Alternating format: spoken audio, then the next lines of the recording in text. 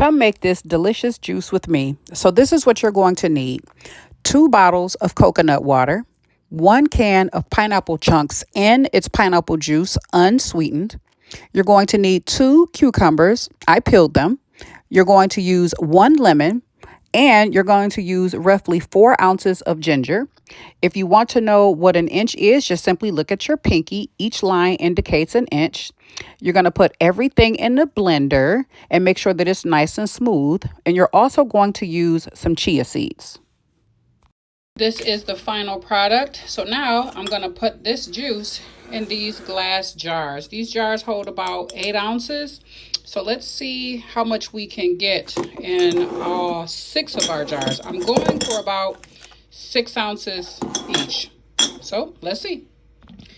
And there you have it. So each jar holds 8 ounces. So 8, 16, 24, 32, 40, 48, 56. This was an additional 8 ounces I had to put in another jar.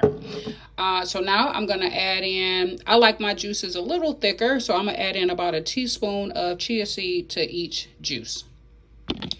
Chia seeds have been added. Now I'm going to put the lid on all of them, shake them up very good a few times to make sure that the chia seeds, once they swell, separate. And then I'm going to put them in the fridge.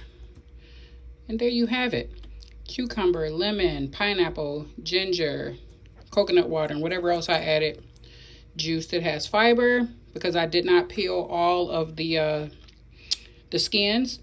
And it has some protein because all fruits have a little bit of protein, or maybe not a lot, but a little. And then we have the chia seeds. Doesn't that look good? I'm telling you, it smells so refreshing. It's absolutely delicious. I could see this being one of my go-to drinks in the summertime when it's hot out. There's something about that ginger and lemon. It just hit different. Try it and let me know what you think.